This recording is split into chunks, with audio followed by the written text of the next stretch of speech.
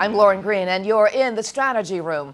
Another Republican is making his plans known for 2016. Former Pennsylvania Senator Rick Santorum is expected to jump into the presidential race, hoping to build off momentum he had in 2012 against Mitt Romney. Then Santorum finished in second place, winning several states during the primaries. So can he do it again? Here with reaction are political strategists Joe Lestingi and David Rehr. Welcome to you both. Thanks for having us. I'm going to get both of your takes on this, but David, let me start with you. What are Santorum's presidential chances in 2016? Well, right now, they're pretty good because we have 12 candidates in the race. The good news for Rick Santorum is he ran before. The bad news for Rick Santorum is he ran before, as I think a lot of Republicans are looking for fresh ideas and fresh faces. All right, and Joe, what do you take? What do you take away from that?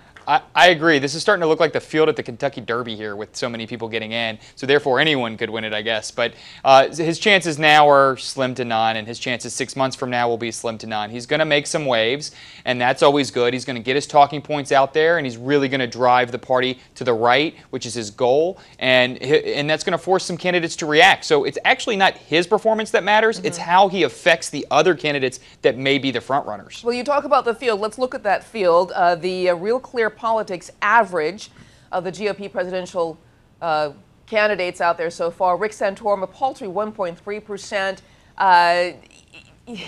He's got a much tougher field around this time. He didn't have Mike Huckabee last time. They've got Scott Walker, Ted Cruz, all of those candidates that actually would appeal to the evangelical Christian, which is basically his kind of base. So, Joe, what do you think? Much tougher this time around? Absolutely. But here's the good point. I mean, he's getting into this race to make some waves on particular issues.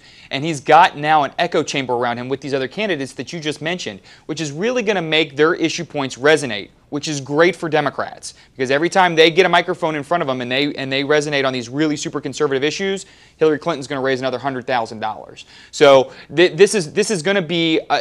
even though it's a small addition to the field, it is a major impact because when you get these right-leaning conservative candidates in the field, it forces everyone else to adjust, and it's only going to make the bitter back and forth continue for a while.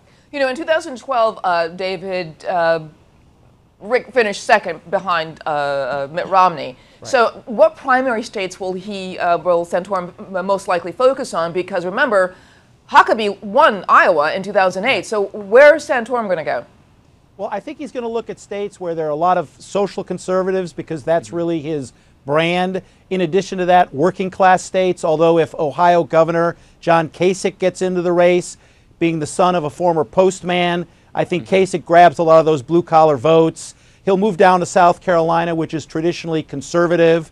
But I think it's hard for him to differentiate himself as the social conservative because of Ted Cruz, Huckabee, others. He really needs to think about whether he should really run or not. And I would argue that while he could make a splash, as Joe's mentioned, I think at the end, there are a lot of other people who have a lot of more pertinent economic issues on economic growth than Rick Santorum. Yeah, especially economics. He's got to raise some cash in order to stay in the race. So predictions, how will he do during the primaries, David?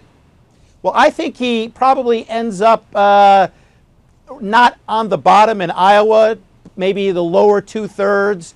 Doesn't do well in New Hampshire, and by South Carolina, the money dries up. All right, and Joe, what do you think?